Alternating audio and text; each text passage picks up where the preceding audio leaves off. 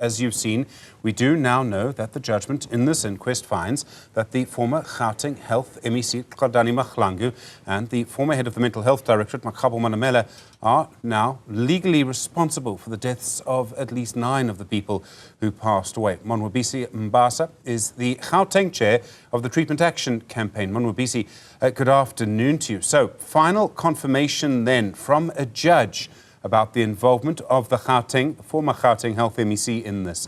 How do you feel about this finding? Is it correct? No, thank you very much, Steve. I would like to extend my greetings to your viewers at home as well.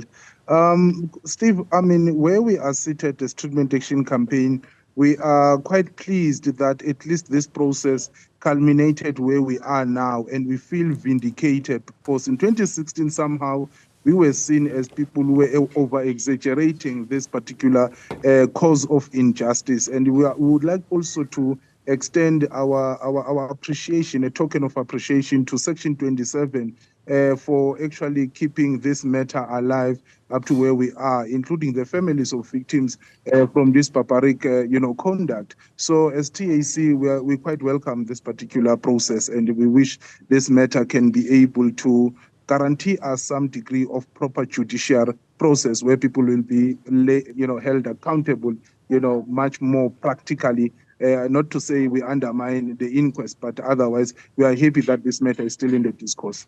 We've seen testimony now from 2 proceedings. There's this inquest, and there was also the arbitration involving the victims and the Gauteng provincial government that was chaired by former Deputy Chief Justice Takang Moseneke. And in both cases, we've heard about the role of Qadani Mahlangu. Do you believe the NPA must now prosecute her for what happened? Precisely. There's empirical evidence, and also being the former MEC at that time, she tended to undermine the advices from those who were closer to her to say, but you can't terminate abruptly these contracts. But because we knew that they were driven by greed, therefore the 144 lives did not matter to them because greed was in the fore. And principles, of course, somehow, even commitment to provide services, was at the back. So now, whatever that needs to happen, as long as it will guarantee those families of 44, including the 9 that actually has been now, highlighted as through their direct involvement. So we believe that, justice must serve its cause here. There's so many things. I mean, what kind of message does this send about the Gauteng healthcare system, an entire provincial system with officials and people with qualifications and a political head and people who are supposed to know what they're doing? All of them failed and allowed this to happen. 144 people passed away. And one of the main reasons they died was that they were mentally ill. If it had been anything else, they might still be with us today. What does this say about the Gauteng Health Department and how it cares for people in Gauteng?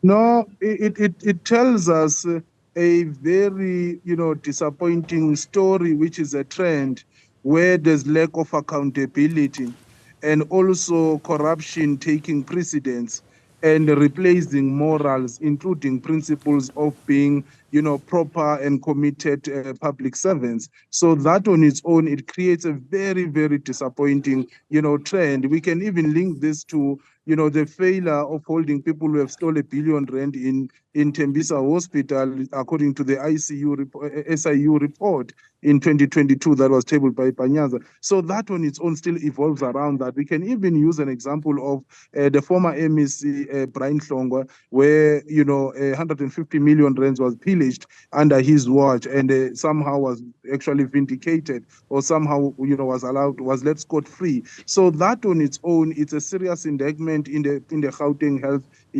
department. And zooming closer to the subject question that we are having now in Life Esidimeni, it tells you that those who are in the positions of power actually behave like an autocrats. They don't want to listen to any advice or taking any advice from anyone, because there are people who have signaled before this particular calamity could even occur to say this decision is unlawful. It's going to actually plunge innocent people's lives into a chaos. And that, tells you the kind of behavior and the political oligarchy that we have in the board of politics, particularly here in Gauteng. So it's a serious indictment.